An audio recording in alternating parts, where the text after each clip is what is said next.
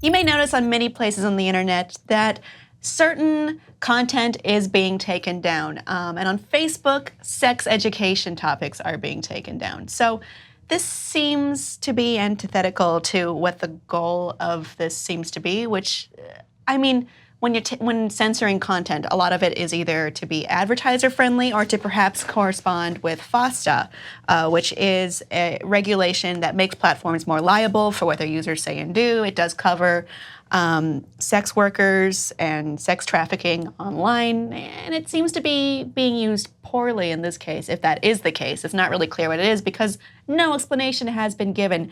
So Timmerie Schmidt, who runs a sex education group on Facebook, because of this graphic. It's too graphic. Too graphic. It says sex and then there's a second X. Oh, that's doubly disgusting.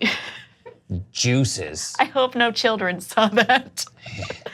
But she and the admins for the page were banned for 30 days and the page was taken down.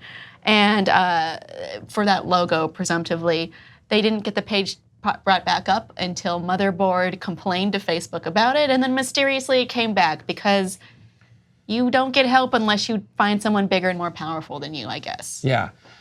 It's so frustrating when there's like a law with an intent to do one thing, it doesn't translate to the rest of the site because the site is so concerned with covering its buns on it. But what's so frustrating is so much about what like computer programming is logically telling the computer the difference between things. Right, instead of just saying, just the word sex is bad, don't do it. It's just, these are the smartest minds in the most capable, well-funded company in the universe, and they can't like figure that out.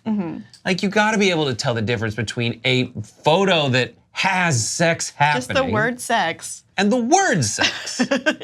But the thing is, like, it kind of diminishes what the purpose of the internet is, which is to hopefully share, to hopefully educate, and that is what these sex educators are hoping to do. They do have a big problem with this wholesale takedown, saying, we have theories about what happened, but obviously no way to know for sure. Some of the committee suspects it's just prude people or someone who has issues with us personally. Also, we heard from D. Marcella Lyles. We are under attack simply for educating others. In short, what seems like a simple redirection or an alert for sensitive content is just one more way to collapse, conflate, and confuse the public on what sexuality education is. Why it matters and why their access to it is a right that they should have and not a commodity that should be in the hands of someone to decide who has the access or when. Which is a good point because a lot of sex education is not that. I mean, we were still talking about abstinence-only education, which has been shown through many studies and through a lot of data to not really work and to just result in misinformed young people or adults, depending on who's reading this. Right, it seems like they're just covering their butts because there is, and not on Patreon, but definitely on Facebook, there's all this advertiser upheaval where the advertisers are finding out. Originally they just said, let's advertise on the internet, that's where stuff's at. But then the advertisers took some time to figure out, oh my gosh, people are talking about butts on that site, and then it's my tampon ad. Like, yeah, it's like tampon company. I don't know what it is, but it's like I don't know why that jumped into my head. But and then it's my ad for shoes. I can't have shoes in the butt page.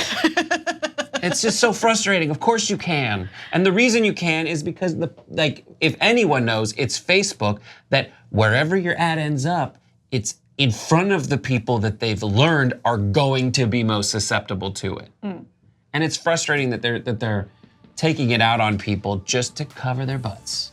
Perfect analogy, all butts.